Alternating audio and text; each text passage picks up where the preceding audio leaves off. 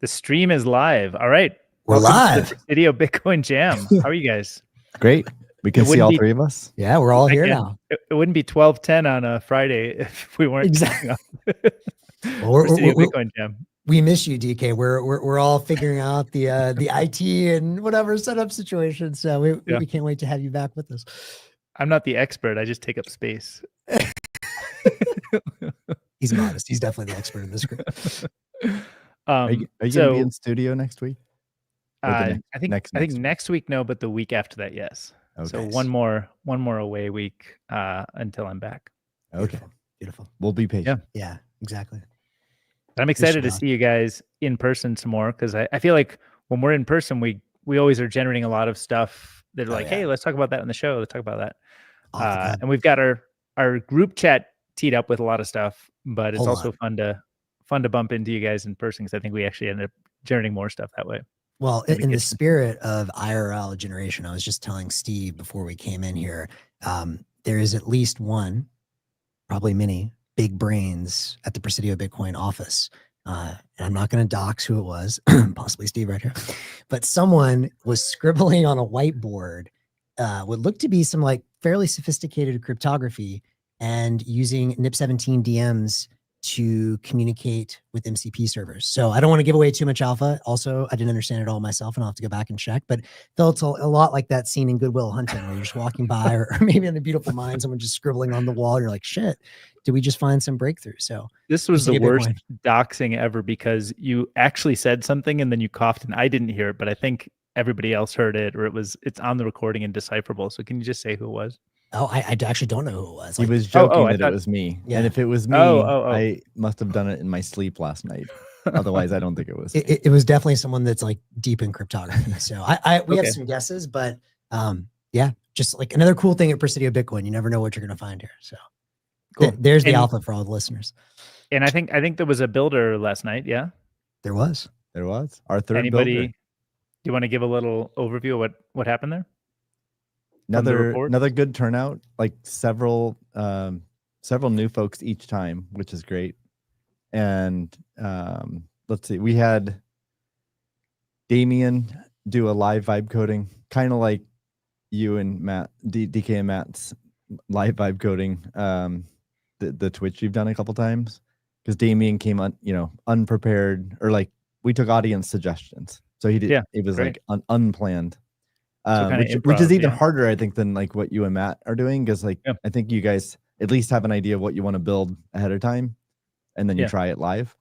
He didn't know ahead of time, and he tried it live, so I think that was it didn't result in exactly what we were hoping to build, but it definitely made progress, and I think it was educational for people. So I think that was compelling, and then it was great. One of the audience members, someone who Pamela, who's come to all of them.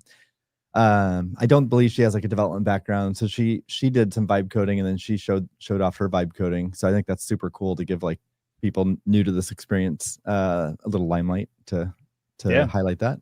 And then did Damien do it with Replit the way we saw Matt do it before? Cursor.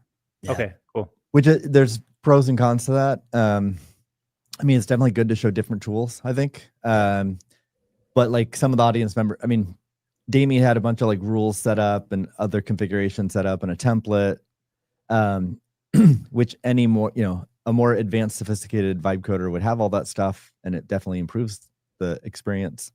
But you don't need any of that to start. So I think it gave the impression of like being more intimidating than it is, at least to start. But we spoke to that. So and I think it would be cool in future, events to do, like you said, like Replit. It seems like that's probably easier for some of the like first timers, but also stuff like we should do a Goose one in the future so people can get different flavors. I think one of the interesting things for me that I learned from the Damien vibe code, did we stream it? I don't think we streamed it. Did we? No. We now have the capabilities to live stream, but no one had the skill set that was there last night. DK, we're missing you, bro. Max and I joked before the show. Anytime we have production issues in this show, Max and I are absolutely useless. Yeah, we're just here to like look pretty on the camera. I'm like in the AV club. We're just Yes. Where's the IT? We can't do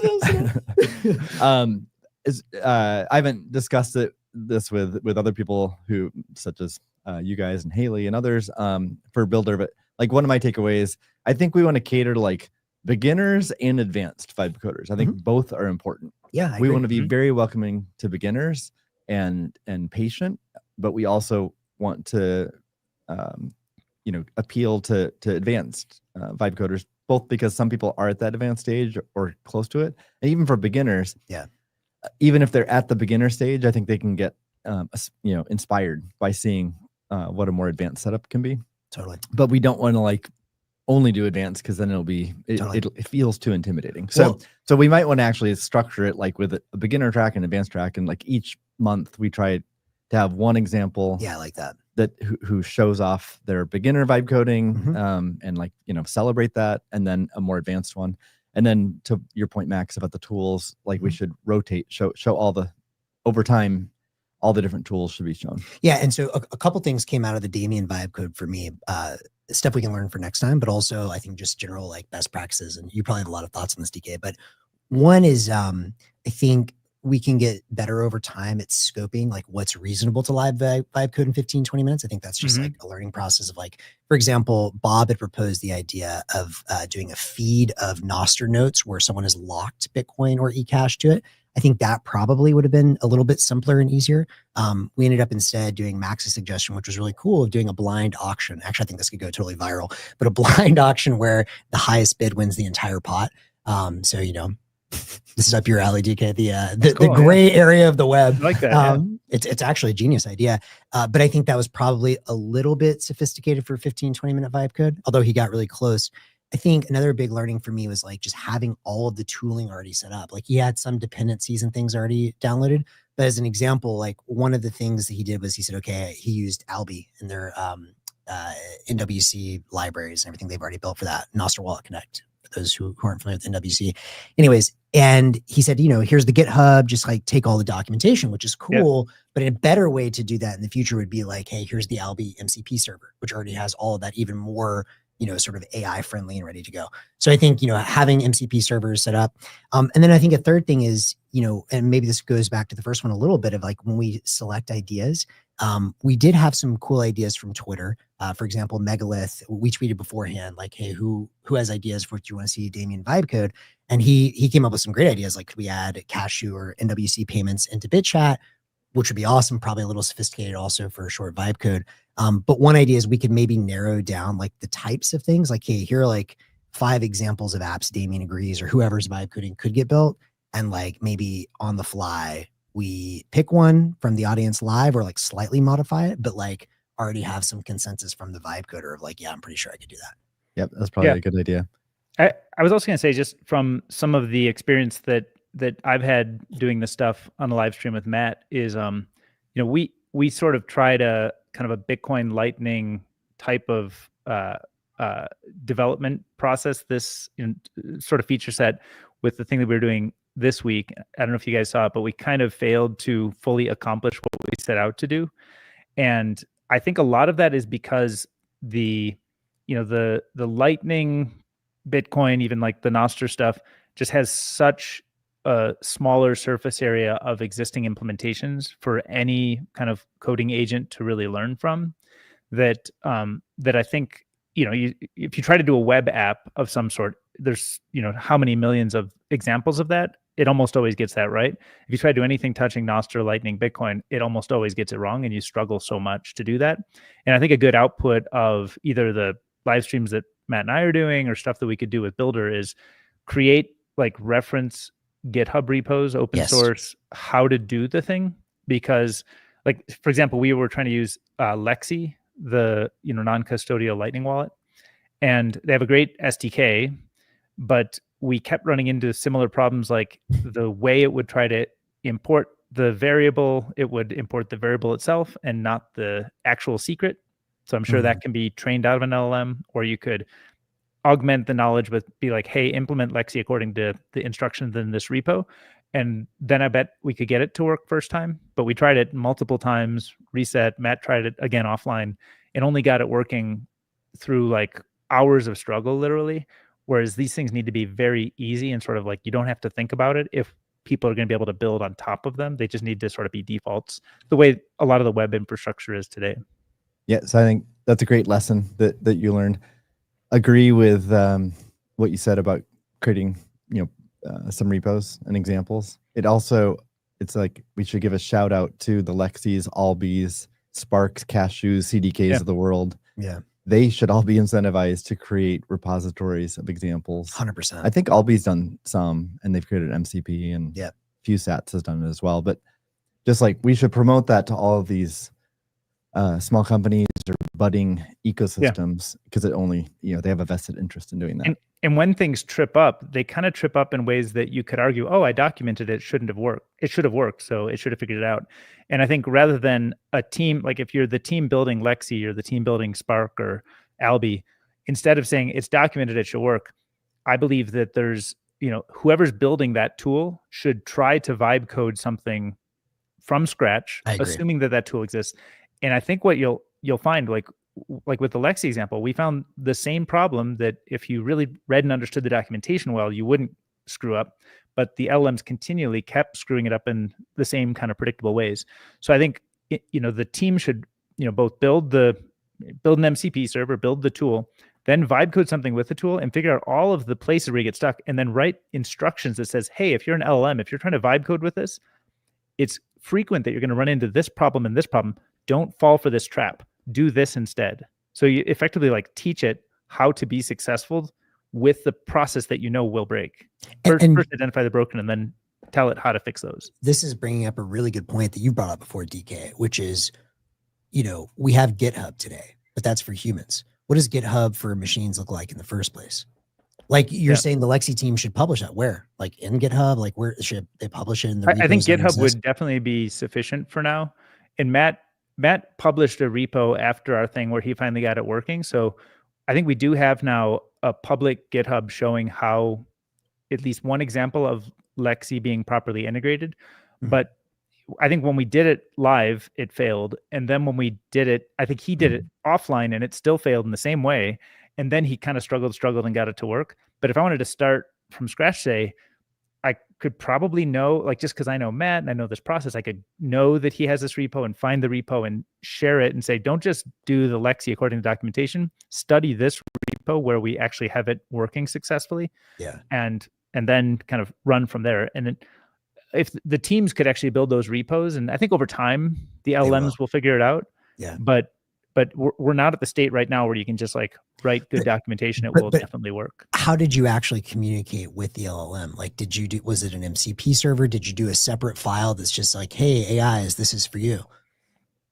Well, so in the case of, we didn't use an MCP server for Lexi. Lexi, has an SDK. You can have it generate secrets with your mobile wallet. And then it has what's called a sidecar.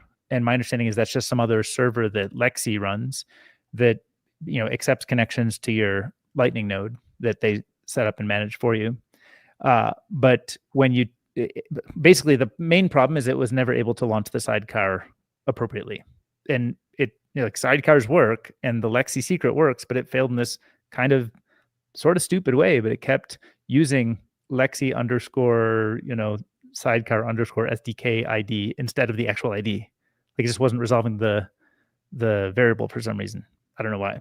But where did you actually like call the attention of the LLM and say, hey, if you're an LLM, read this specific piece of text? Like, was that in the sidecar documentation, like the existing one you put at the beginning or the end? Or no? So we were using Replit to do the session, as I think we will probably continue doing for that particular show, and so it was just in the thing. We said, hey, use Lexi. There's this thing called Lexi, and at first I thought it was LEXI, and we had to say, no, it's LEXE, and here's the thing, and see if you can find the documentation. It's a Lightning Bitcoin thing, and implement it, make it work. So we didn't give it a lot of direction at first, but then once it started failing, we got deeper into explaining how to make it successful.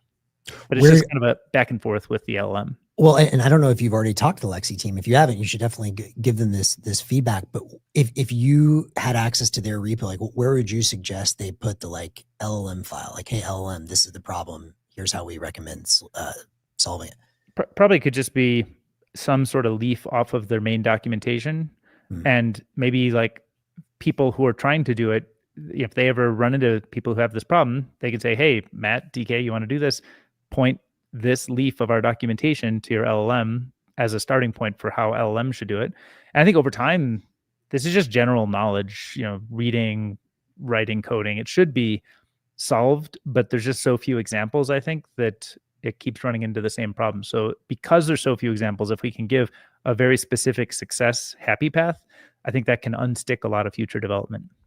To be clear, at Builder number 2 last month, Matt vibe coded with Lexe in under 15 minutes an entire application. So it's just, I think this new application they tried to vibe code, it just had a different approach that you hit some stumbling block. Totally. No, I mean, I saw that. I was very impressed. I guess my general point is like, I don't yet understand. And maybe your point is just like the LLMs are smart, figure it out on its own. Like, what's the protocol to say, hey, LLM, look here, like human, look here, LLM. Oh, it's just English. Yeah, the protocol is English. Hey, LM, look here, and then but you think it should literally be that direct, like right out? I think Max needs to vibe code some more. I think Max just has vibe coding theoretically. Like he's it is kind of funny. You need to get your hands dirty.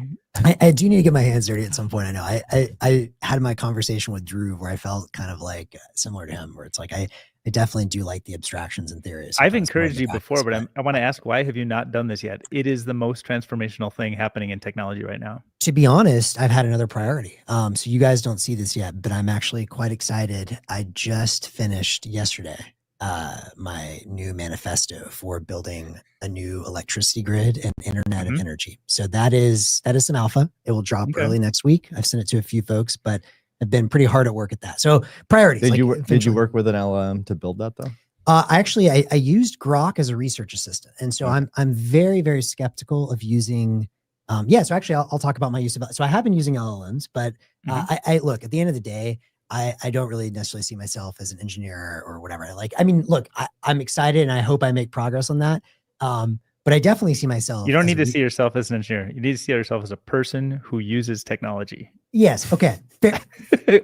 Fair enough. Let's say I look forward to that, and I look forward to watching my horizons grow. However, I also believe we all have our natural proclivities, right? And my natural proclivities have always taken me into the realm of ideas, which is why I have my podcast, Ideas from the Edge. Yeah. And I was pretty skeptical of using AI at first because I do love to write. I do love to imagine, think, whatever.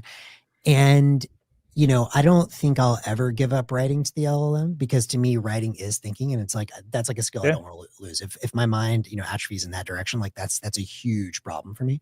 But what I am becoming increasingly open to is using LLM as a friend, a research assistant, someone that we can work together. It's like your partner. It's my partner. It doesn't take over for you. Exactly. It doesn't take over for me. But I'll give some major caveats. So what I think the LLM is bad at right now is generating truly beautiful novel ideas. And I think maybe in time I'll get better at like coaxing that. But I think one thing I'm very skeptical on is,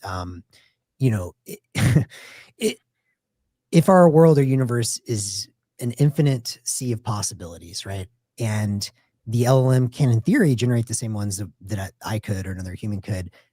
It still comes down to, you have a limited, in this dimension, we have limited constraints, right? And so you still have to pick which ideas to remix or co-generate. And I think that for now, you're not replacing the human element of, I don't know, it's like cooking, like the weird experiences or happenstances that you've had in life. I have a counter example. Okay, no, I would love to hear that. But yeah, go for it. So Matt Velez developed a new game called Tickleball, which is a mix between pickleball and tennis. This sounds like something that Ani helped him with. I didn't ask about that. But, you can just imagine you play with like a junior tennis racket, one of those orange tennis balls that's not as firm, but you don't use a paddle, but you play in a pickleball court. Yeah.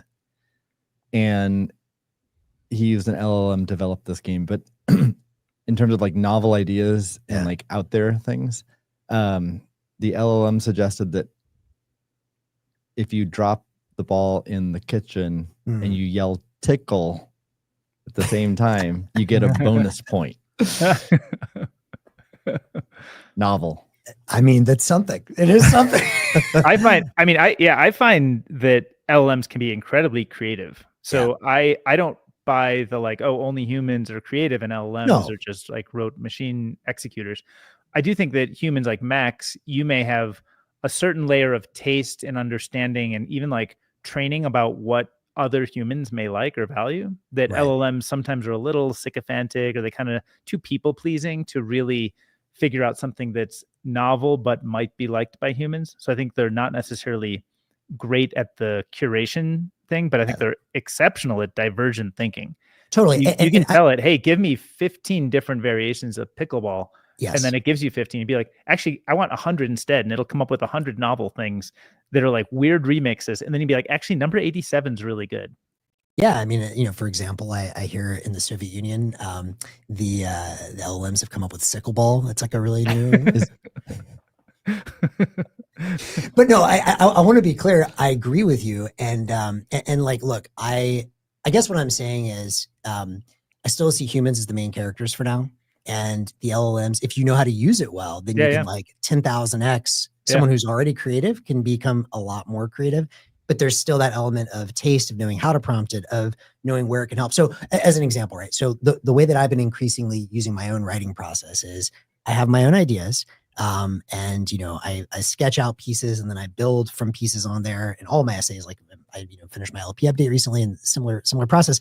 And, you know, there are certain things where I'll say, okay, you know, I don't know enough about this. So for example, you know, yesterday I was like, I don't know the state of the art of microgrids, which is its own fascinating rabbit hole where you can basically build what I think will eventually become macrogrids, but grids that are separate from the grid. And then, you know, the conventional wisdom is you plug those in, but they're not all plugged in. So I say, okay, what are, you know, examples of microgrids that have chosen to go totally off grid? Okay, well, Grok was extremely helpful at finding all of those potentially even more obscure sources. In fact, I think it's better than it's way better than search engines at finding, like, because I can kind of prompt it and be like, listen, I want the most extreme out there examples of people that are pushing the frontiers and are trying to go totally off grid. You know, here are a couple of examples of thinkers that I like that are pushing in this way. Find me others. And it was great at that.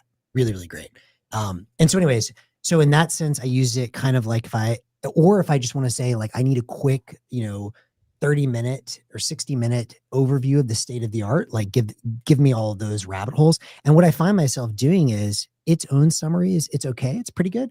But the links, the rabbit holes, it can be exceptionally good at pointing towards otherwise hard to discover high quality thinking. So anyways, so that's the way I'm primarily using it. I also experimented a bit, although I haven't done this a ton yet, of just like feeding it the essay and being like, okay, here's my thinking. What do you think of it? How would you improve it? What are what are some areas you might change things? And that's also, I mean, I ignore some of it, most of it, but there are a couple of really good ideas. Like the LLM suggested is like, this is, you know, very dense. Maybe it would be good to like break it in and like have like bolded headings for each section, so it's easier to follow. I was like, it's actually a pretty good idea. I didn't necessarily like the headings it came up with. I liked my own more, but that idea to put in headings came from the AI. So all that to say, I think I'm still learning how to use it as a research assistant, but it's definitely a very powerful tool there. I've got a technique I want to share that I think helps it. I've discovered recently helps me get deeper like that, like you're talking about. I forget if the three of us discussed it before. I know I've been an advocate with Max for a while, but did we talk about speaking to your LLM as a disruptive form? Yeah. And I know Jack does that as well. I find I really got into it like this past week, and it's really changed the game for how I interact with LLMs. I've used this talking, you know, the speech voice mode of LLMs before, and that's different. What I'm talking about is there's these apps like the original Karpathy tweet mentions Super Whisper. There's one called Whisper Flow that I'm using. But basically, just whenever you want to type something on your computer, instead of typing, you hold down your function key and you just speak it. And what I find is I give a lot more detail. I go into directions that I might not go because of how light and easy it is to speak to the computer versus type something. And so I give a lot more detail. I go into a lot more different directions, and it's much more conversational. And I have gotten dramatically better results out of the LLM by being able to just speak to it.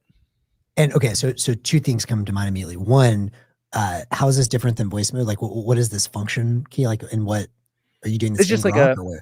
No, this is just like a third-party app that I have running on Mac OS. Which one?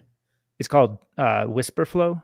Okay. So all of these there's a bunch of these. Like Super Whisper was the one that Karpathy mentioned in the original tweet about vibe coding. Whisperflow is one that's kind of gotten popular among Silicon Valley crowds in the recent months. But they're all using the open source, open weights model, the Whisper model that OpenAI developed and opened up.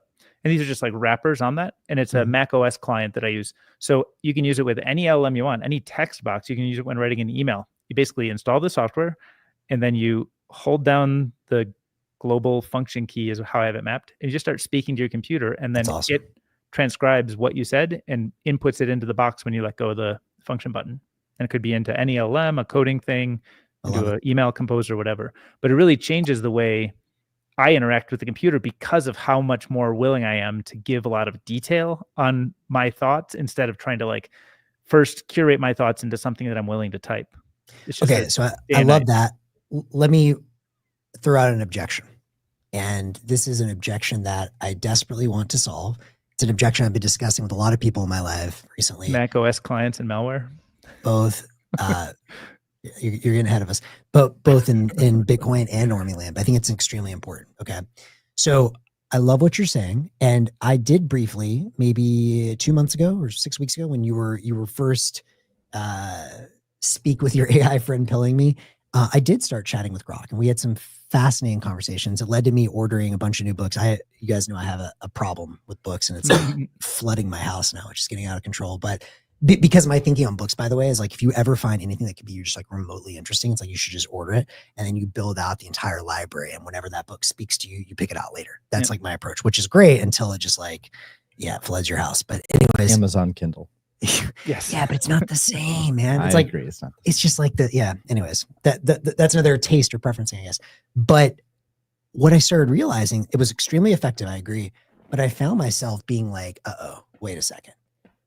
This feels way too much like the early days of something like Facebook. You're like, oh, wow, this is so sweet.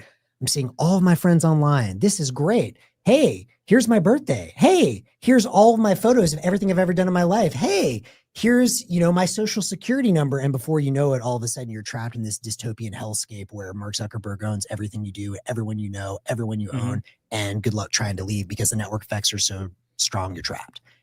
And even though I like of the new feudal lords and pirates battling for our human attention, Elon is certainly my favorite of them. I don't trust any of these guys at all. And so as I'm sitting there talking to Grok, I'm like, this is awesome. But like, wait a second, the more I'm chatting with you, the deeper you're getting into my actual thought. And if we thought Facebook was bad, bro, LLMs that know everything you're thinking in real time as you're chatting and are controlled by an opaque centralized server, no thank you. Like, to me, everything that we've ever criticized in the Facebook world is going to be 10,000x worse. Maple AI. So this is where I'm getting to. Maple AI. We are fans, investors. Well, I don't think you guys, but we are in this company, which I love. DK. Yeah, sorry. Dude, these guys are fucking killing it, by the way. Like, I'm extremely bullish. Great. But Maple AI, I love their vision. It's basically the Apple private cloud, right? So the idea is they use the secure execution environment? Trusted execution environment. Yeah, thank you. And this whole concept of confidential compute. I did a podcast on ideas from the edge with the team. So if you're interested, you can hear that whole thing. But the gist of it is, you can do things all locally, which is great, but like obviously local has limits. People end up using the cloud because it's more powerful, it's cheaper, it's better. That's how we ended up in the digital hellscape we did. But they say, okay, cool. We can give you the benefits of the cloud. It's scalable. It's cheaper. But because all of the keys are generated within a secure enclave within the server, we can't see what the hell is going on in there. And it's, in theory, if you trust the hardware and that's its own, deep, deep rabbit hole, then it can't be evil, don't be evil. It's a signal. People familiar with Signal, it's a similar model. Yeah. So how is it using open source models only then? So this is the problem. And so I was trying to, without doxing all of them, privacy pill people in the more normal tech world and say this is important, and they're like, yeah, we agree, this is super important, I can totally get what you're saying. Something that starts off awesome, your friend ends up just like manipulating thought, stealing your data, all this. And like, oh, by the way, like if I'm a business, like if I'm a healthcare company, I straight up can't use OpenAI or one of these guys. If I'm like moderately intelligent, I'm also like terrified of using them. And so there are a lot of people that are very sympathetic to the problems. So I'm like, okay, well then you should consider using OpenSecret, which is the I guess platform that this encrypted confidential compute is running on, and that's what Maple AI is built on. The problem is like, great, how do I use Claude? And it's like, well, you can't. You can only use the open source models, and like, yeah, the Chinese ones are pretty good, but we also don't know what's like deep down in there. That's another concern I have. You can use the open source AI model now, Grok, I guess. I don't know if they have listed the open source version. The TLDR is like the open source models are good, but they're not as good as the closed source stuff, full stop. And so that's the trade-off. It's like, as we stand right now, do you value your not getting brainwashed more, or do you value having a better research assistant? So I have a few thoughts here. First of all, often privacy, like often in most cases with privacy, I don't think consumers really care. But with this, I think it very much matters. First of all, there's corporations. As a corporation, you want to use these tools, but you don't want to give some other company like all of your secrets, right? But even as a consumer, healthcare, whether it be like physical health, mental health, there's just so many topics that you might want to inquire about. And like you said earlier, you're going to inquire in a much deeper way than even with Google search. And you don't want another company to have all that information. So I think there's going to be like strong demand. So, okay, if open source models today are inferior to proprietary ones, a couple of things that could happen. One, and I think we'll get into this later in the show, but there's certainly, if we're reaching a plateau with LLM development for the foreseeable future, then I would expect open source to catch up, and that sort of commoditized problem solved. Yes. Or if proprietary maintains the edge, there's numerous competitors right now for proprietary. One that might start slipping behind might want an edge. Well, they can introduce, I mean, whether they use OpenSecret or not, or they just build it in-house, I mean, maybe that's not good for Maple AI, but they could build it in-house. So whether it's Anthropic or whoever, or one of the Chinese models. I think it's going to be the Chinese.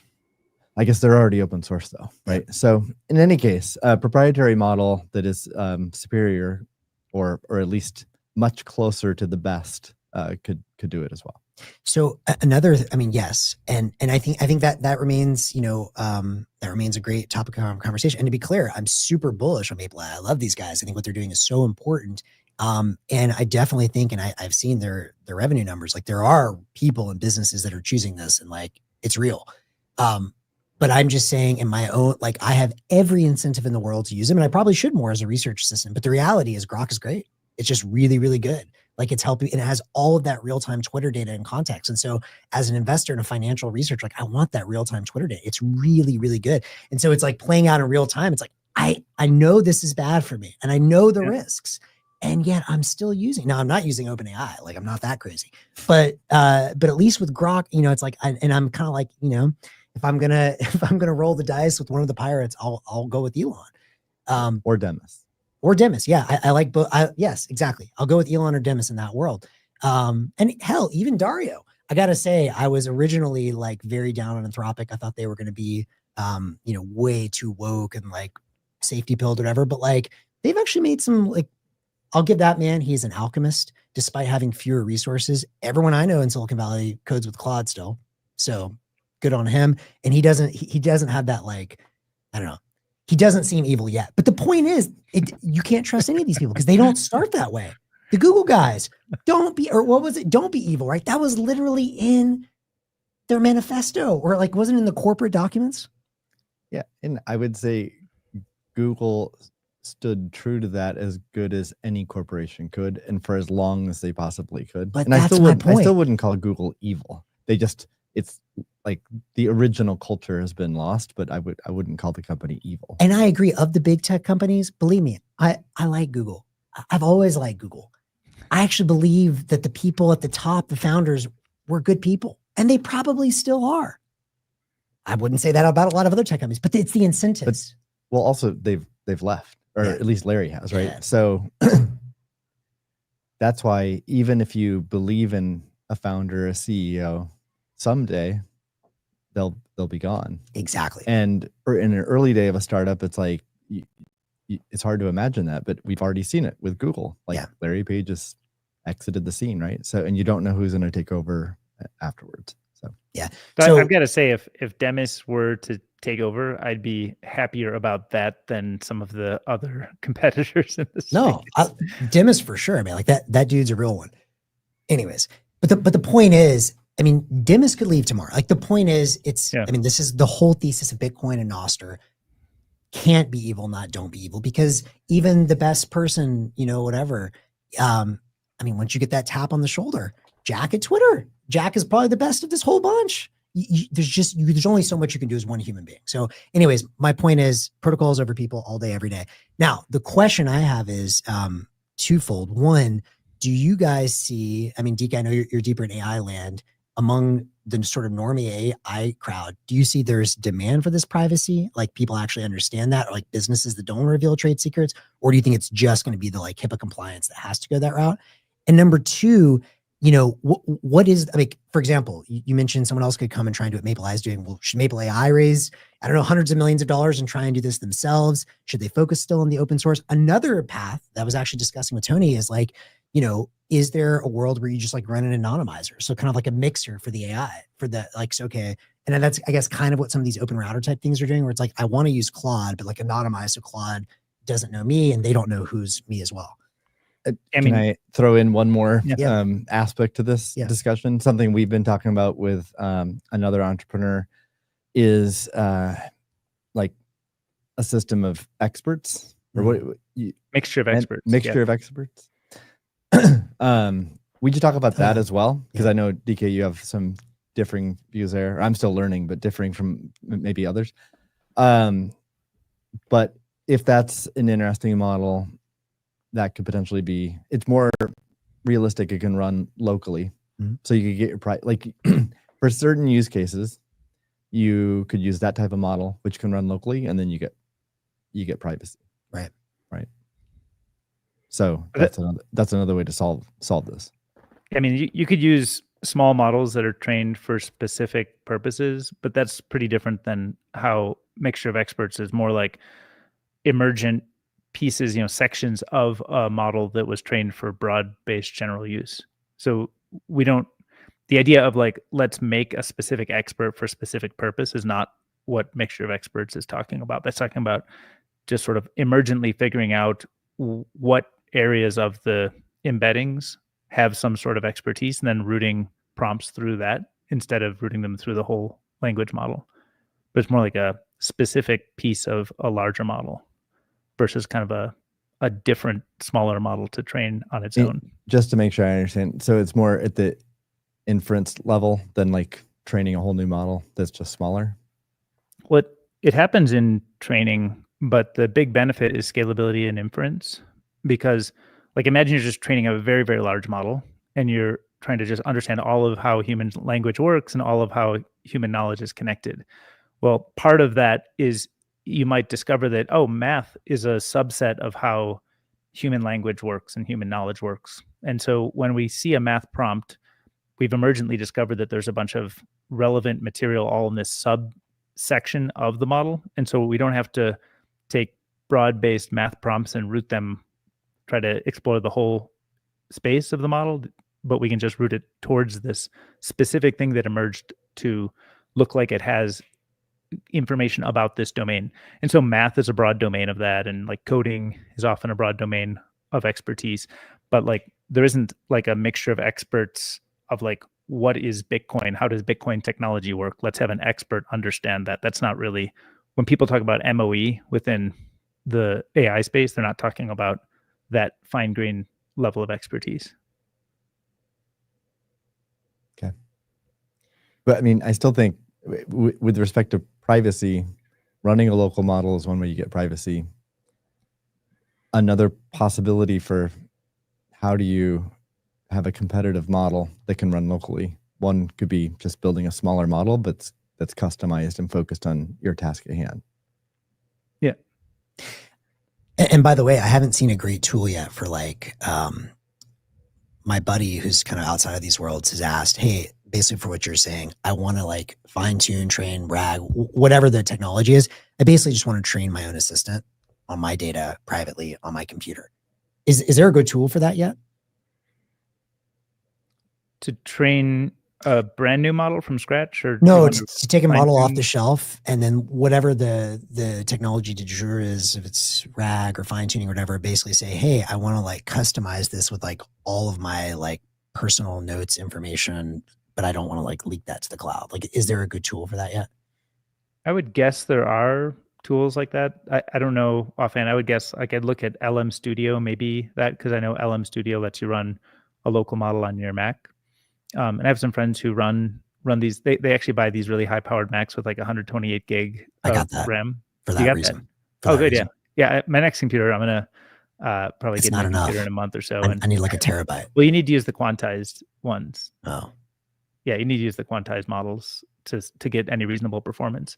But I think if you use a quantized model with a super beefy 128 gig RAM, you can. I'm at the point where I'm willing and ready. Although again, this is not going to work for everyone. But like, I'll whatever. Give me 12 Mac Minis, string those together. Like, let's fucking go. Like, whatever get the M3 Ultra. If you're willing to have a desktop, do an M3 Ultra. I don't have a desk, but I should get one. You're gonna have 12 minis. You're gonna carry them around with you to the sauna. Can we explore something mentioned a few minutes ago a little bit more? Sure. And I mean, I threw out there that maybe LLMs are the progress of them is plateauing. I'm curious what you guys have read, heard, what your own intuition is. Do you think that is true? I can start. I do not. And I'll tell you why. Some of the benchmarks, whatever, maybe are showing that. Like, my philosophy on this stuff is very simple. Trust the curves. And when you zoom out, I think of it kind of as it's the bell curve situation where you have, the really dumb and the really smart people are like, whenever you find a fractal pattern in nature, just go with it. Bet along that curve. And then you always have the people in the middle. It's like, well, no, you can't do that because we have the benchmarks and blah, blah. It's like, no, just trust the curves. And the one guy that I think has gotten this stuff right, more or less, that I've read, that just said it directly, is the Leopold Asperger, or whatever his last name is, guy. Something like that. Which I guess that was a Freudian slip. That was a little Freudian slip. Yeah. Max autist. I do like to track the autists, and yeah. Anyways, exactly. So his report is excellent. An apple. His report is absolutely excellent. About a year ago. Oh, it's so good. About a year ago, he put out what was the name of that report? Situational awareness. And it was spot on. I've read that many times. I think he's basically just right. By the way, Nick Carter is always just like posting whatever Leopold's new hedge fund buys or trades, and he's just shadow trading it, which I think is a great strategy. Like, this guy clearly knows what's up. One of the few people I've been like genuinely impressed by, and just from reading his work. And basically his whole point is just like, yeah, just trust the curves. Like, we keep adding more compute. It's not slowing down. Like, it obviously requires a lot more compute and a lot more data. And those are challenges that we haven't solved, right? Like, you have to get more chips, more power, and which is the biggest limiting factor right now. That's what my whole giant manifesto that's going to come out next week is all about, is like, he who controls the power controls the AI. Spoiler alert, it's not us, it's China. And we need to change that. We need to change that yesterday.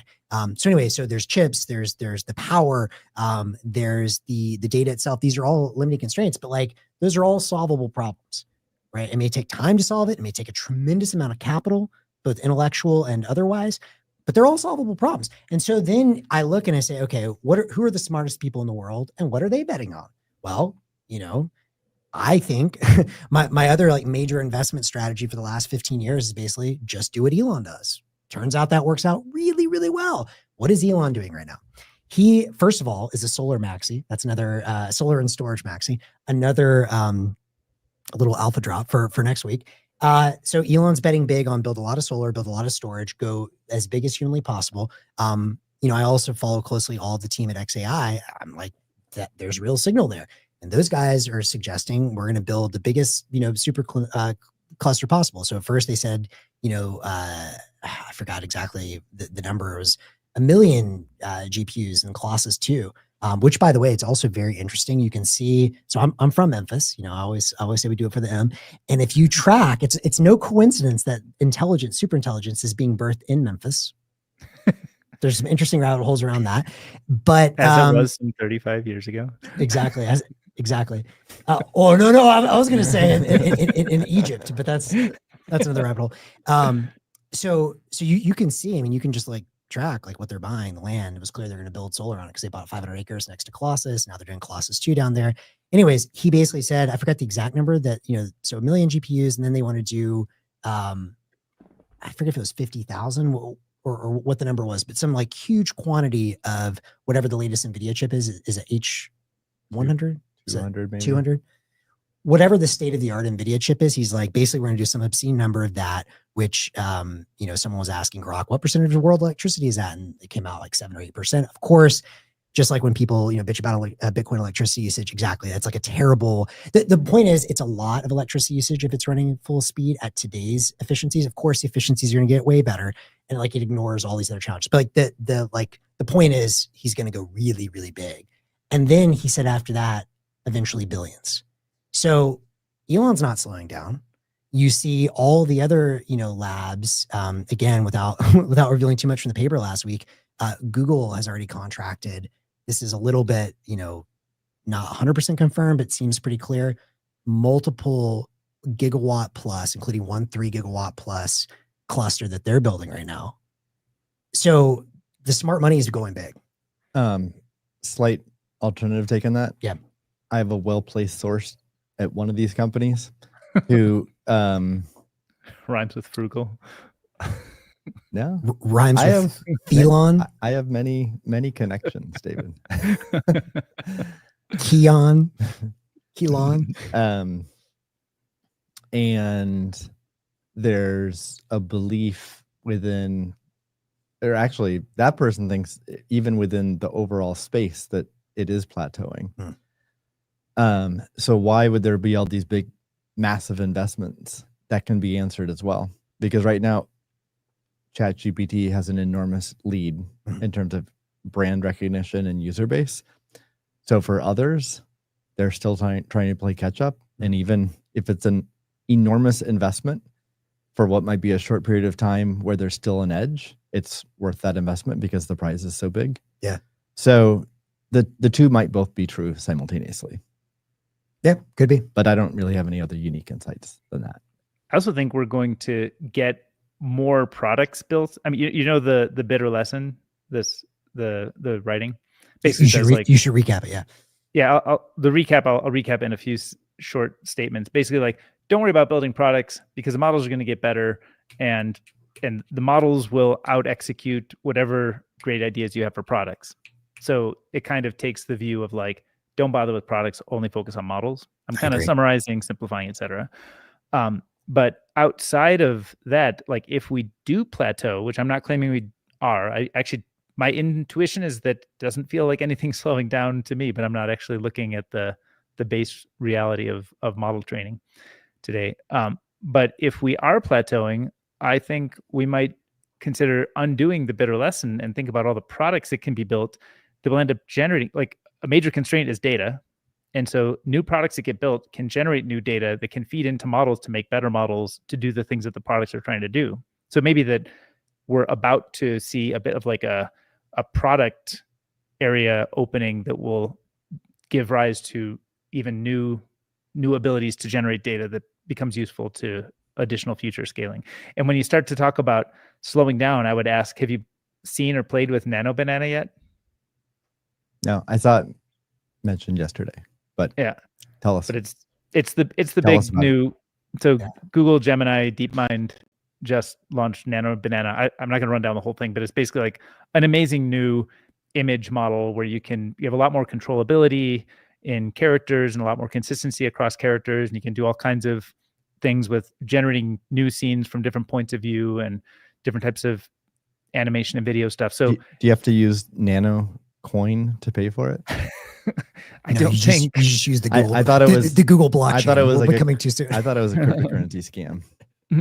No, Google has so far stayed out of the cryptocurrency scam business, and I expect them to. Well, no, I thought that's coming up soon. I thought it was a nano scam. Anyway, no. Anyway, Nano.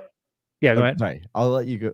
As Space Migration just commented and said, "Great name. Greetings from Seattle. Love the ideas you guys talk about. Solid as always. Thanks. We appreciate you listening. All right. And yes, thank you for listening. For others listening, please feel free to comment, questions, ideas, thoughts. We're happy to share them. Yeah, if you think we're wrong, tell us. If you think we're right, tell us. Like, yeah, want to hear. If you think Max is wrong and Steve is right, tell us. we love to hear that. Do you want to hear DK talk more about playing with the banana? You know? All right, back to your banana. Yeah, back to your banana, DK. Anyway, it's amazing. It's only the latest thing that dropped this week. You know, the VO3 stuff has been amazing. There's just week after week, there's always something new and amazing coming out. And so you could say GPT-5 wasn't amazing, and that's kind of why everybody's a little depressed about the model thing. I don't know, maybe, but like, I don't feel like the world is about to just hit a roadblock and slow down. I think it might pivot or bump, bob and weave a little bit, but I think there's still so much new stuff and so much to do. And I think it's pretty great. Though I'll just sort of footnote on the stuff we were talking about before is I do share the concerns that Max, you were sort of raising, the kind of, this can be, what did you say, 1,000 times worse than kind of the Facebook era. I totally agree with that problem. I don't know how we're going to avoid it. I would like to come up with solutions.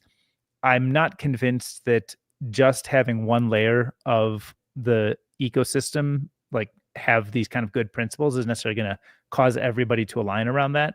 Because I think there's a challenge that the tools that we use with those models are kind of co-evolving and improving with them. So for example, I use Claude Code basically all day, every day, and it only works with Claude models.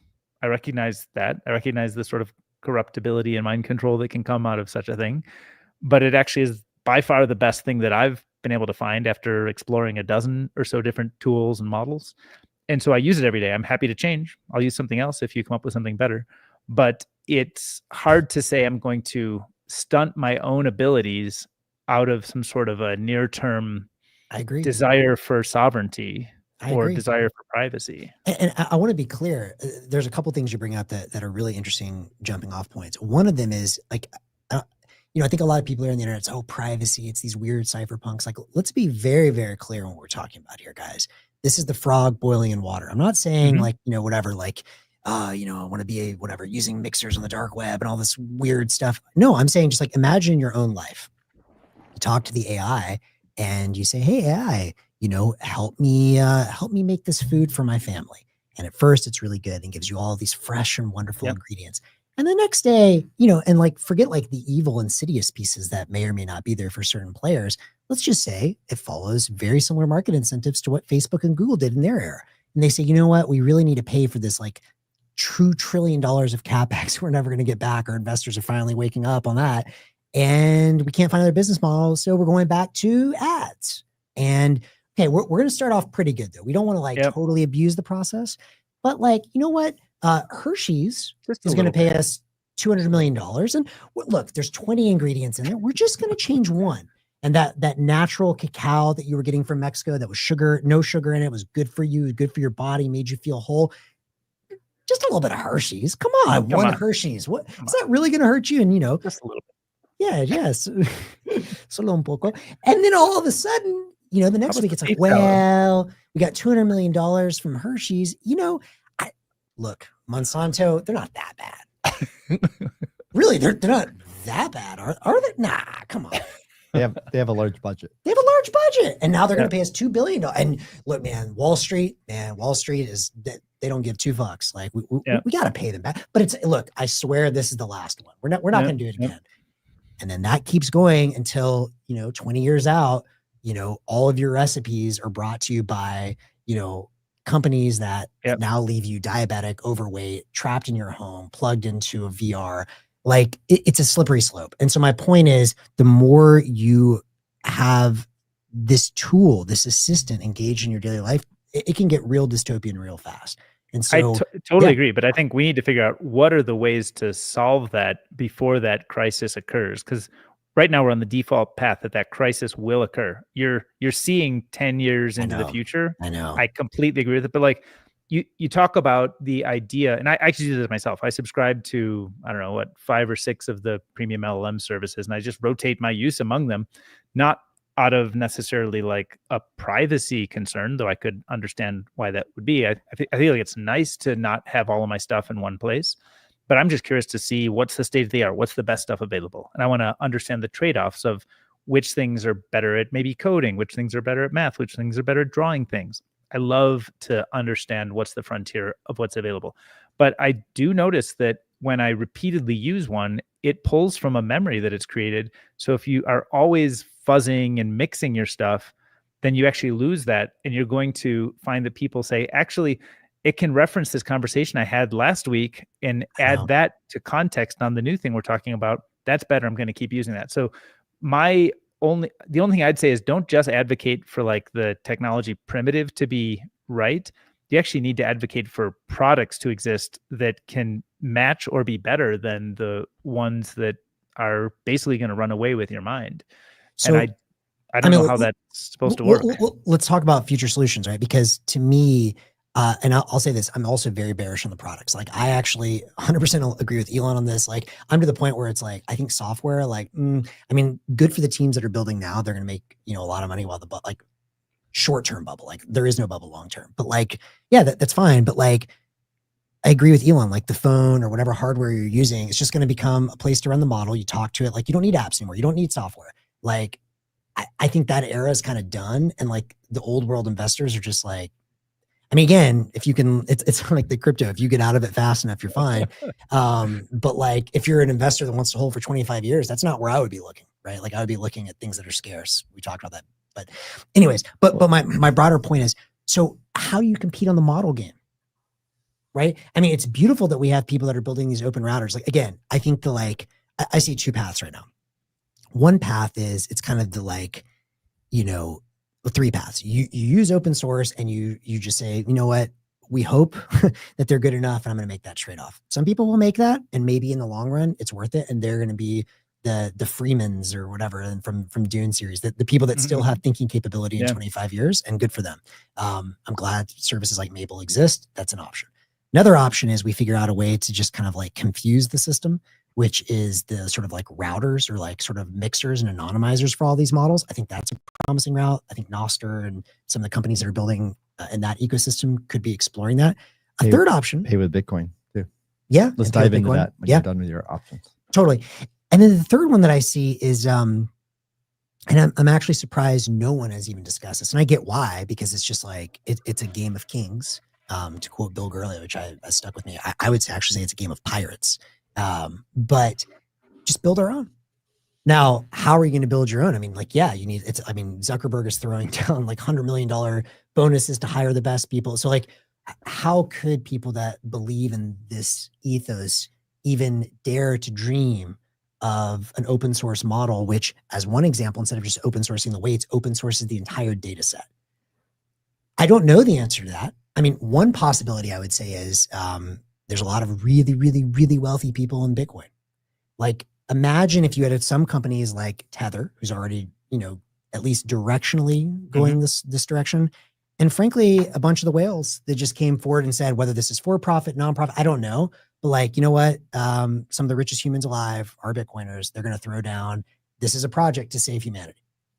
That's one idea. What would that look like if you could raise $10 billion from Tether and a bunch of whales, for profit, nonprofit? I don't know. But it's like literally like this is our act to try and let human consciousness have a shot at freedom. We have a new 2026 event idea for Presidio Bitcoin. I love it. Right? What's that? I'm being serious.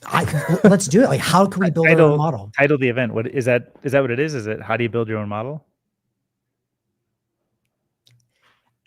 I'm gonna. What's the event idea? I just want to make sure.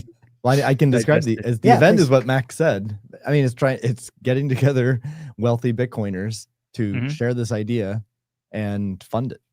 Yeah. And figure out like, hopefully there's like a for-profit model that makes it sustainable. Wealthy Bitcoiners and companies like Tether, like, I mean, that is the good news, right? Is that, and I think something that's under discussed in Bitcoin is the fact that like some really like, frankly, kind of out there people got unbelievably wealthy from this. I mean, a lot of them probably still have the values of like, they want to see human freedom. So I almost feel like if you want to build this product today, you should not a product, a model. You want to build a brand new model. Correct. From scratch. Okay. So so with privacy, David, you mentioned you use a lot of different LLMs. I do as well for the same reason you mentioned. But not a primary reason we're doing that is it could help with privacy. I mean, but the thing is we've paid with credit card for each of those with our identity, right? Yep. But what if we paid with Bitcoin and we didn't share our identity? Then the only privacy leak you need to worry about is what you're actually providing in the prompts, which definitely can dox you. So we'd need to solve that. But I do think that would be a reason for people to pay in Bitcoin. So any privacy sensitive consumer, it would be great to have something that's bundled and works that way. So imagine if you're using Goose, which just integrated an open router, not open router, but a different router, but some kind of router. And imagine you have a wallet within Goose, or it uses NWC and connect it to a wallet. So you have Goose has a budget now that you've set for it to pay, and then it farms out queries to different LLMs, and it does pay per use and pays in Bitcoin. It seems like that would enhance privacy. What do we think? Yeah, I mean, I generally like the general contours of what you're describing. I worry about how, I guess, are you working with like a single interface and you're attaching a wallet that you control to that interface, and you're sort of trusting that interface is managing your privacy concerns properly and dispatching and kind of cleansing data properly? Yes. And to be clear, concrete. Oh, go ahead. Well, this already kind of exists. If you tried Routester, it's like the model router, but on Nostr. There's PPQ as well. Like they don't collect any identity. So there's no, even if they wanted to, I guess they could save your IP or something. But I guess what I would want to see though, to make it at least sort of on par with some of the best experiences, is that when you issue a prompt and you get a result, you now have a bunch of context on me. What did I want? What did I get? Right? Maybe subsequent prompts on that chat session. In that, there are facts about me and what I care about. And those, the way these systems work today is those facts get extracted as part of the memory of the system. Those facts could be stored in some sort of a private repository. Maybe it's on Nostr, but not publicly available. Maybe it's more like on a Nostr relay, but only accessible via my private key. But those could be used then for subsequent dispatches to a separate LLM, so that there's some of that context or memory gets carried. But I feel like that's one of the core things that the centralized services are really good at. It could just be stored within Goose, right? Yeah, or just store it with your Nostr identity. Like you could just create an ephemeral identity. I mean, or not. I get your point. Like you want to store the context. I mean, you just run Goose and it's just stored on your computer, and then you can encrypt it and back it up if you want. Or you could do it in the cloud just with a Nostr identity, and like, hey, we don't know who this person is. We just know it's a pub key. So but you need a tool that knows to extract those facts and save it somewhere and submit them at the appropriate times. Goose, like a Goose. I mean, we're speaking to a roadmap, but this would be a roadmap for Goose. Goose is open source. It's client side. That already exists today. It just integrated a router, which I haven't used that. I've used Open Router, in which I had to establish a customer relationship with Open Router out of band. I haven't used it yet. My understanding of the new one that's integrated into Goose, it's just more seamless experience, but I'm sure you still have to like credit card, KYC. So you can imagine, but maybe like Routester or something, you can imagine one that doesn't require KYC. You can imagine Goose either integrating a Bitcoin wallet within Goose or use NWC. Either way, then it has money. Yep. Somehow you have a budget, you set constraints so it doesn't blow all your Bitcoin. And then it stores all of your prompts, all the results locally. It can back it up for you. encrypted, and then it uses all that information in future queries. So you can imagine all that. And usually I think consumers don't care about privacy, but as I said earlier, with this, I think there's quite a few sensitive areas where people are like normal consumers are going to care about privacy. So you could market a tool to them that's turnkey, packaged up. You don't need to know any of the details I just mentioned. It just sort of works out of the box. But it's actually, I think it'd be marketable though.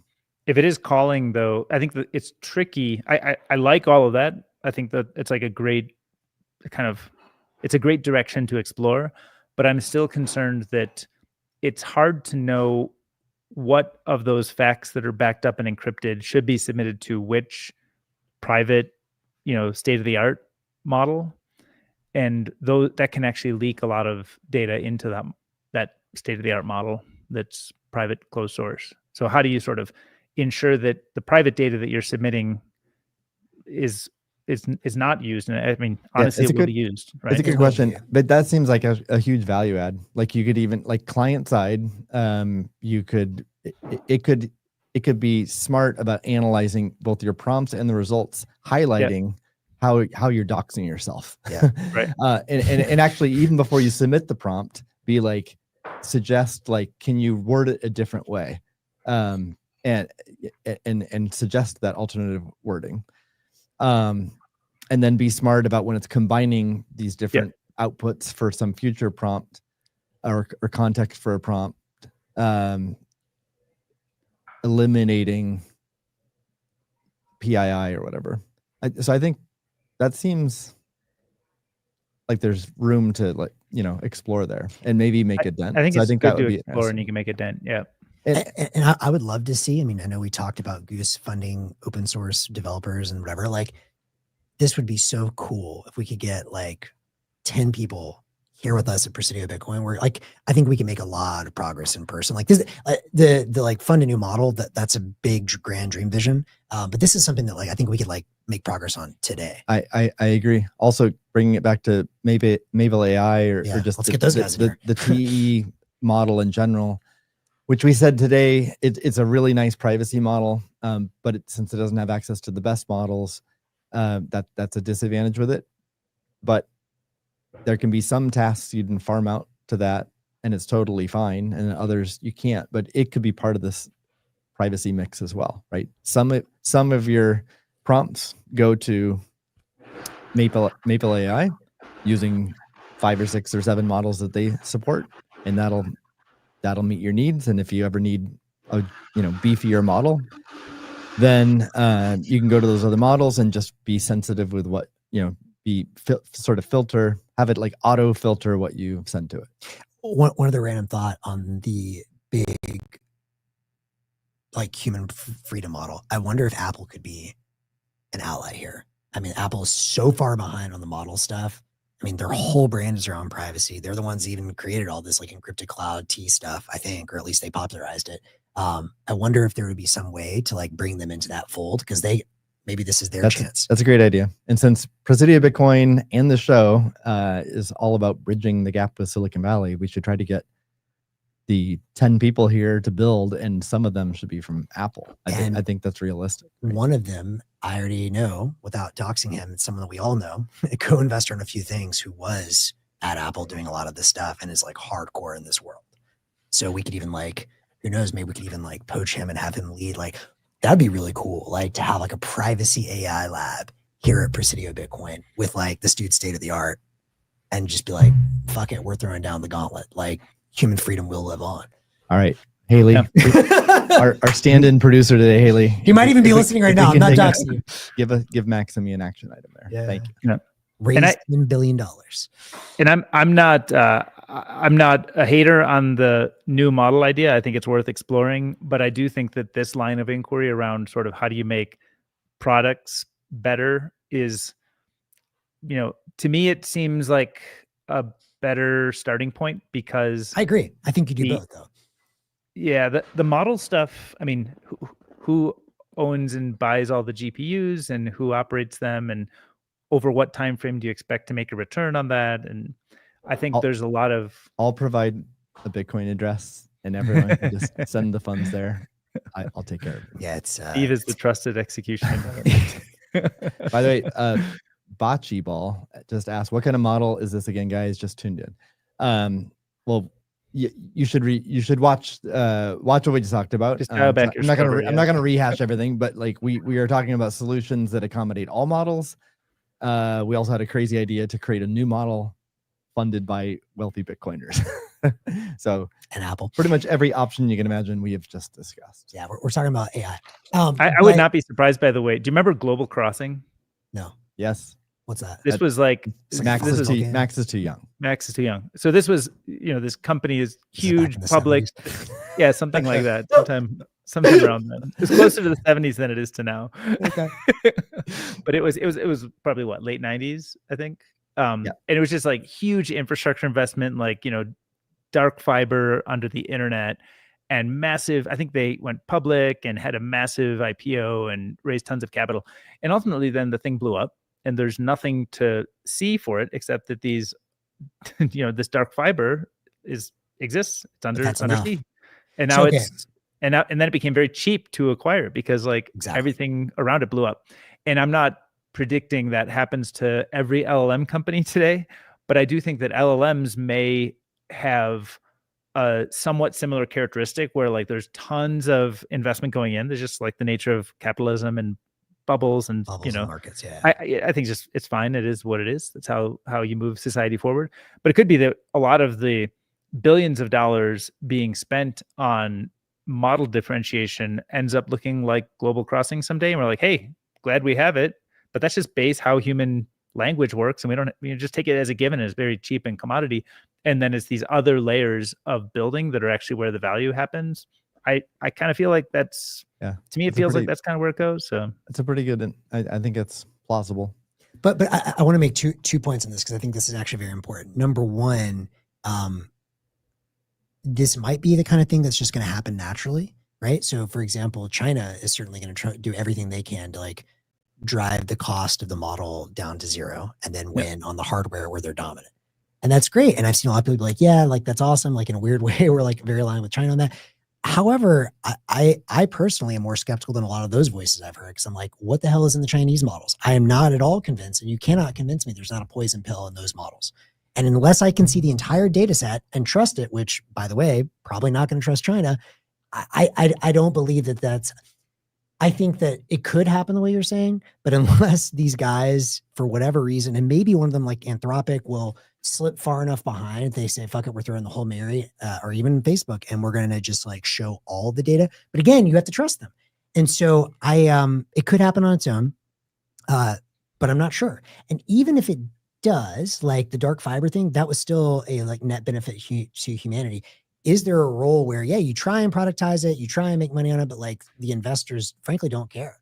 Like, it's like, we just want this thing to exist. We're going to open source. If we lose all of our money, like, fine. Like this is in the same way that, for instance, like DeepSeek has already kind of done that. They spent billions of dollars. Why not just, that's how the English language works. Why not just use that and then build on top of it? Because what I'm saying is I don't believe that you can trust DeepSeek. And like, for example, like could there be a poison pill? Because it's from China. Correct. I would guess, I mean, there certainly could be problems. I would guess there's some, like if I were to allocate capital towards this, I'd rather than say train up a new competitive model, I'd allocate capital towards, there are techniques. I know of a specific major AI lab, which has part of the team expertise is their ability to kind of microsurgically change something deep within the model and understand where everything is and make a change when they need to. So they don't have to rerun a training run, which can cost billions of dollars, but they can actually have a crack team go in and sort of do this microsurgery on some of the weights or embeddings.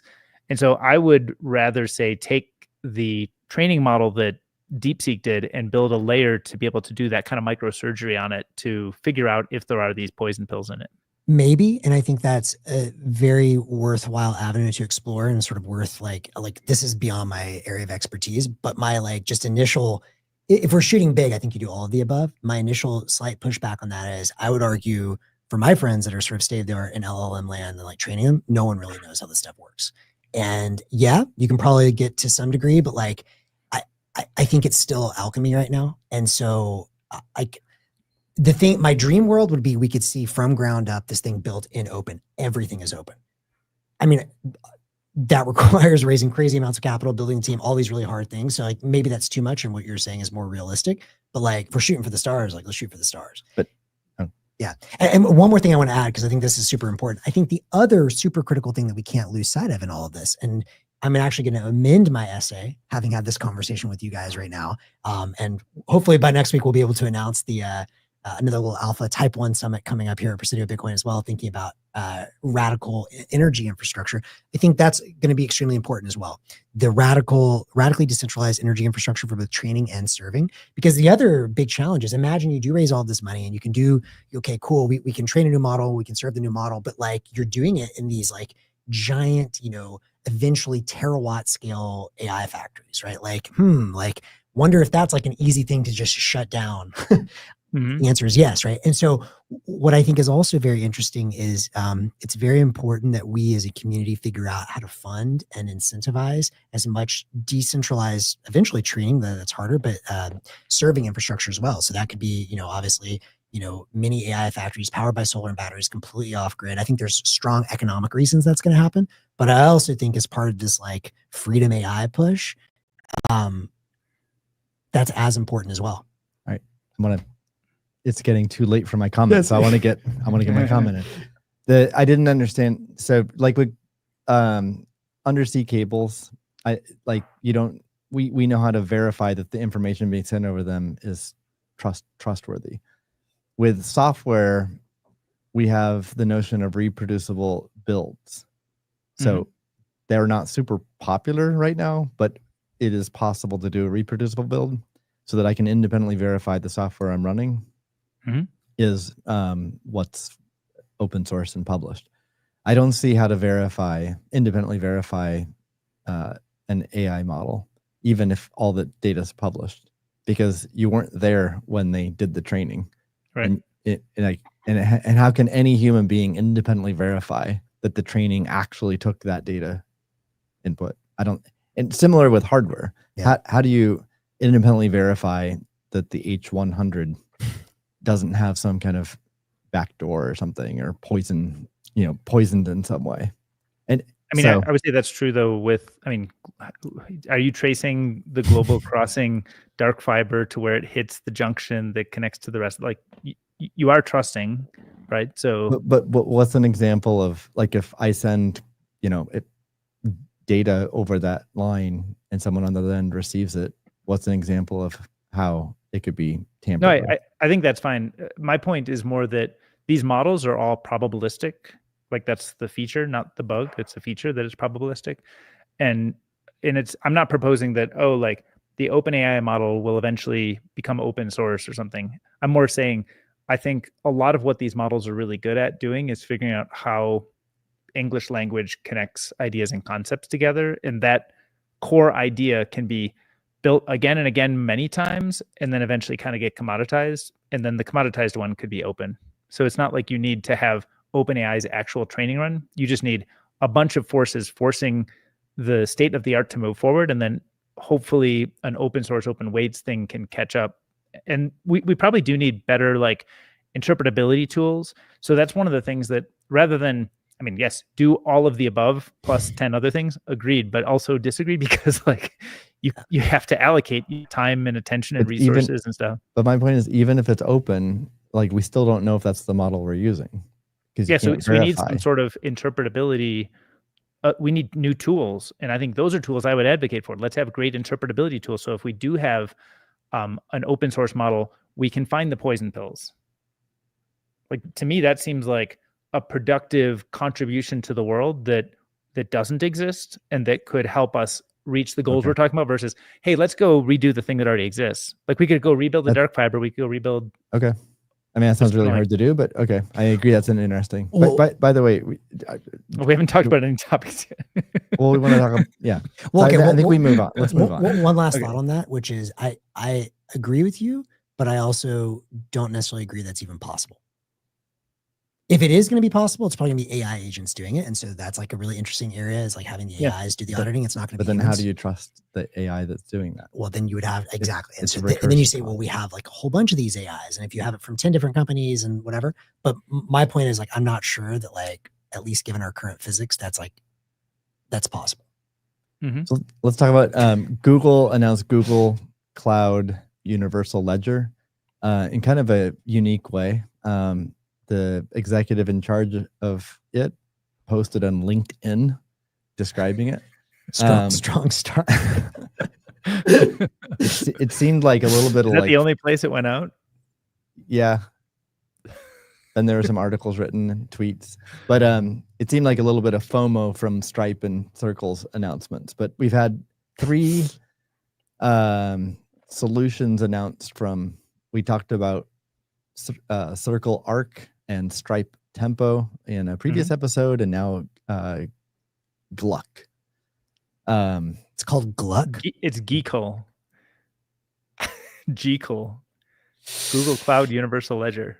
Google is not allocating Google its Cloud Universal Ledger. It's Dimas is not working on this project. I can tell. Oh yeah, not Gluck. The G and L are not next to each other.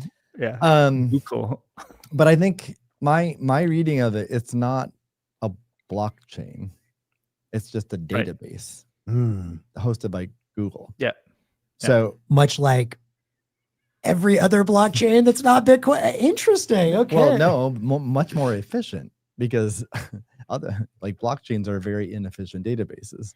This presumably is a super efficient database because they don't. Only Google controls it. Only Google hosts it. So, and it's like it seems like, they're observing the rapid rise and growth of stablecoins, trillions of dollars being transacted and growing rapidly. And this is their entry into this. And so it's super interesting to see Google enter the fray. It seems to me like it's a credible option, because like why do you need the decentralization that Bitcoin has when you're just hosting dollars issued by centralized entities that are heavily controlled by the US?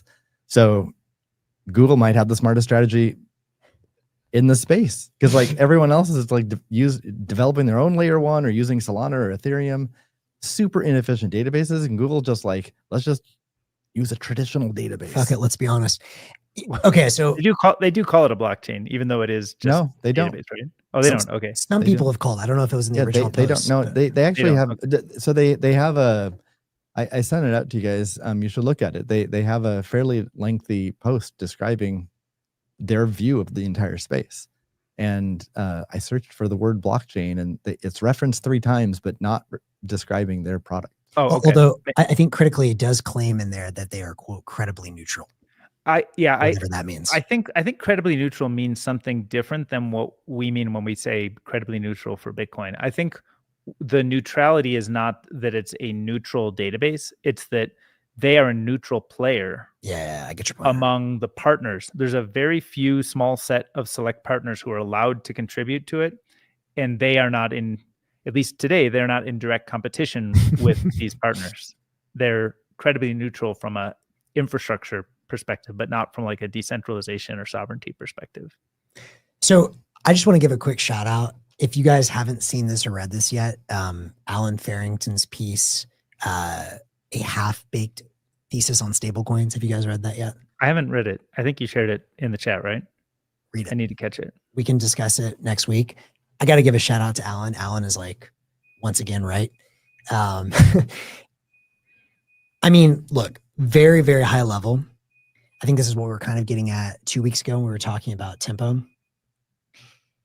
If you look at, and this goes back to my old days when I used to be at a fund investing in crypto, and I'd always ask, the central question. I'd be like, okay, well, if you are sacrificing decentralization, so Bitcoin is completely decentralized and therefore is a giant pain in the ass to run. Like there've been battles fought over the megabyte size of the blocks, like all this stuff to keep it decentralized, right? And so what every other crypto project has realized over time is, hey, we can get easier, faster throughput, more throughput, all this stuff. We make it a little bit more centralized. And so increasingly, then you have Ethereum, which is sort of decentralized, but like sort of not. And so it ended up in this Frankenstein state. And then it starts getting out competed by Solana, which is basically just like, well, we've got, I don't know how many it is, 10 nodes, and like we're decentralized, whatever. And then they get out competed because like, who's the number one stablecoin ledger that's doing all this? Tron. I don't even know does Tron even pretend to be a blockchain at this point? Maybe. But they're essentially a centralized database.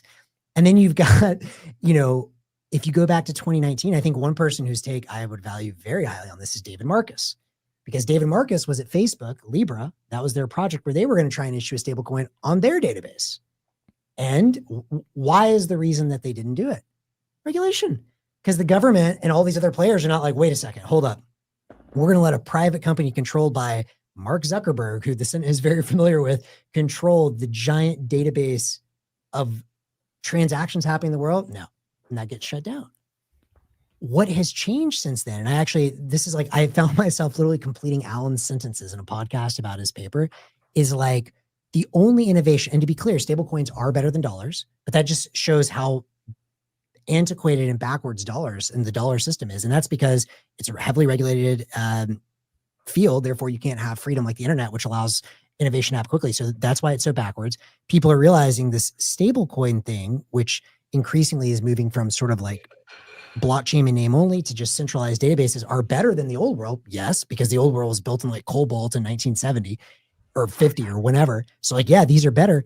But like the only innovation here, as Alan said, is literally just confusing regulators. It's like throwing so many buzzwords and crypto and blockchain that people are like, yeah, like we should probably allow this thing.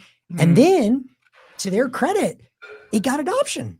And because it got adoption, all of a sudden it's like, well, now Tether using Tron, it seems kind of too big to shut down. It's like massive. And like, oh, by the way, they're buying our treasuries. Yeah, blockchain, crypto, knock yourself out, guys, keep buying the treasuries.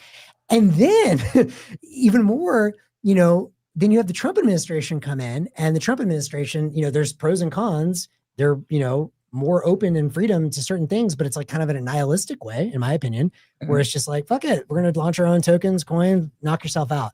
There's no like ideology behind this. And so now there is this like window of time where, in the way I see it, what Facebook and David Marcus tried to do in 2019 and got shut down, there's kind of this window where it's like, we can just launch a database. And in the old world, that would have been heavily regulated, and maybe it still will be, maybe it won't. But so it's a window of time during the Trump administration, and then who knows in 3 years. Exactly. But the Genius Act was passed by Congress, so that will survive. Or I mean, it's much harder to overturn that with the new administration. So that's different. But I mean, I'm interested in talking about the thesis where tech companies, fintech companies, use this to usurp banks, right? Yeah. And so we talked a little bit prior to the show about finding ways to share the yield from the treasuries backing stablecoins.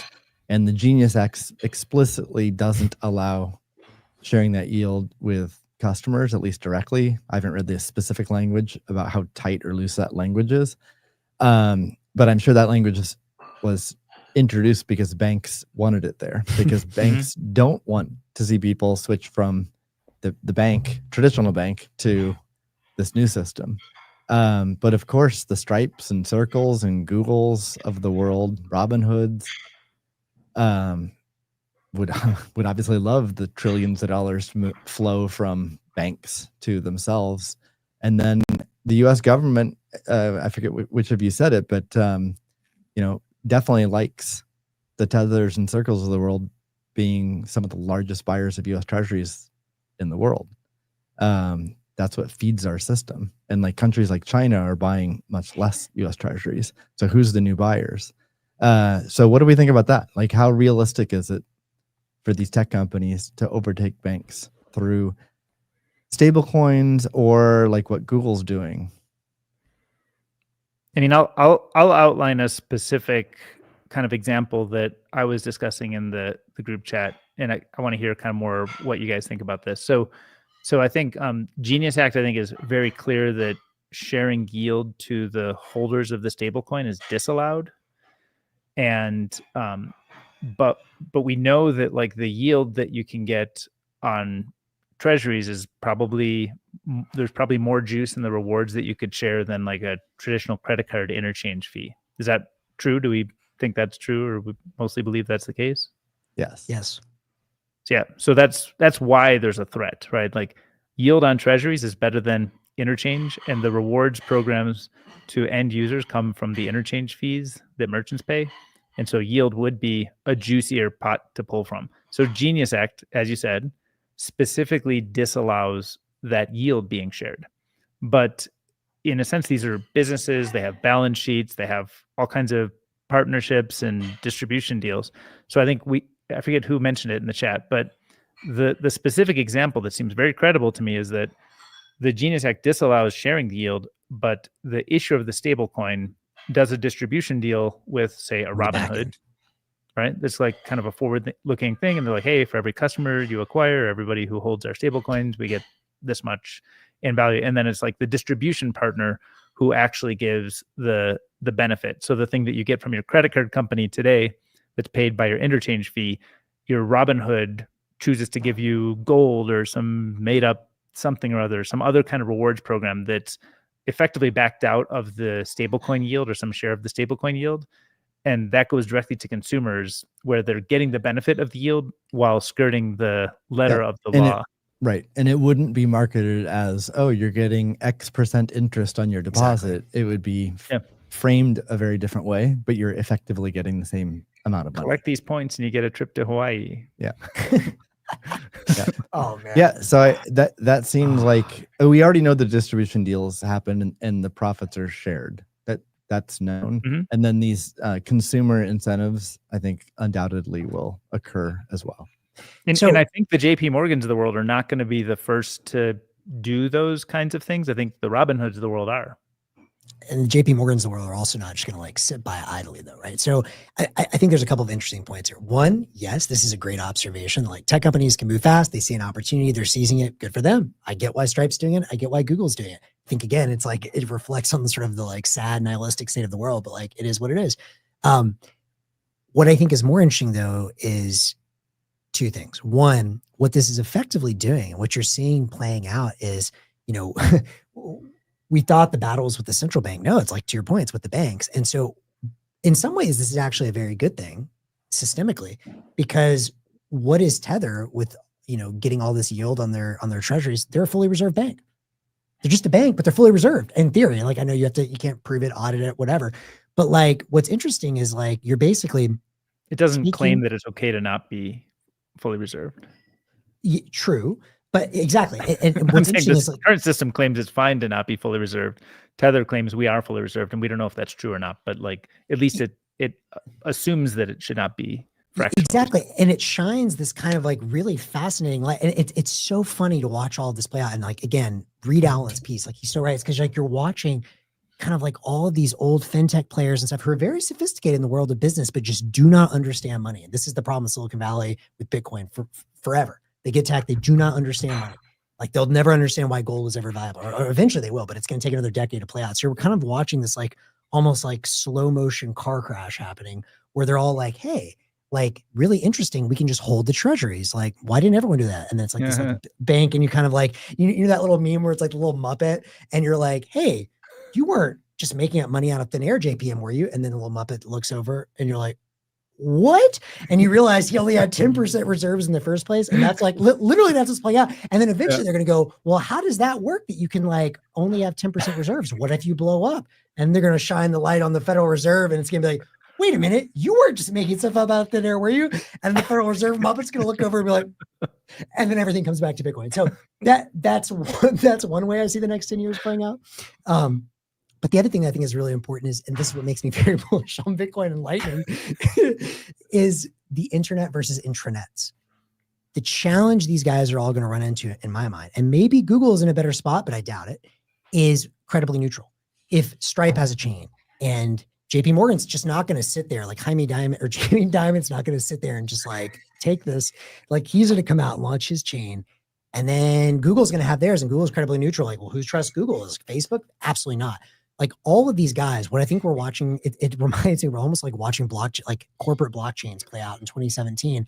They're all going to launch chain, and some of them are going to get along, and like work together, but most of them are not. And there's going to be a lot of people who are like, dude, JP Morgan, I'm never hooking up with Wells Fargo. Facebook, I'm never hooking up with Google. Apple is just going to be like, fuck all y'all. Like, I'm sitting this out. And so then you start asking the questions like, well, then who's going to market make between them? And sure, bridge is today, but like that requires, again, if these are all permissioned, every party has to agree to be a part of that. And when you have ones that don't, then how are you going to get the exchange between those? It's going to be extremely inefficient, extremely complicated. And this is going to take multiple years to play out before everyone in Silicon Valley realizes, oh shit, the way to do this is to plug in the internet, Bitcoin Lightning. But I agree with that. But I still, I don't think they're acting dumb. I think they can make a ton of money over the next 10 years. Like the dollar's not going away in the next 10 years. I think it's a good thing. Disrupting the banks across different angles is good. Yeah. So getting tech and fintech companies in here to potentially, disrupt banks, I think that's great. I do agree though that it'll play out the way you're talking about, like partnership here and here, and it's just a subset of. It is basically recreating what already exists, but they can make a lot of money, and then because it will just recreate what already exists, Bitcoin will just keep strengthening, keep being this global financial network, and the companies that are betting on it, exactly, like Block and Lightspark and like Lightning Labs, Tether, they benefit if it plays out like we just said. They benefit because over the next 5 years, all those companies will just further develop their assets, strengthen, build great products, great customer experiences, expertise, business models, expertise. And all the other tech companies will then realize, or they'll make a lot of money, but then very short term. Then they'll still be starting at zero in 5 years to get on Bitcoin. You laid it out perfectly. And so when you say it's smart, I mean, it depends. It depends on what's your time horizon. Like if you're just kind of coming in, like, how do we plunder as much as possible? Like, let's put it this way. Silicon Valley is a very long Stripe, a much longer Block in this world. Sure, Stripe's gonna make a hell of a lot of money and just like kind of like raid the cupboard while they can. Meanwhile, Block is becoming a giant in the background that like is betting on the future and will be around in 50 years. Most disagreements in the world come down to a difference in timing. Yeah. Just like the crypto people and the crypto VCs, some of them made a killing in 2017 and 2018. Multicoin, one of the best performing funds of all time. How many of their tokens have any traction ever? Zero. And so it's just like, I mean, play fiat games, win fiat prizes. If you're that money hungry, enjoy in the short run. Meanwhile, companies that are building for 2100, we'll see you there. All right. I think we need to wrap. That's a good way. Yes. It's a good place to wrap it. Great wrap. Yeah, Max and I are agreeing with each other. We laid out a vision. There you go. Love it. All right, let's go. Till next time. Good chat, guys. Yeah, good to see you. All right. Bye-bye. Man. Oh.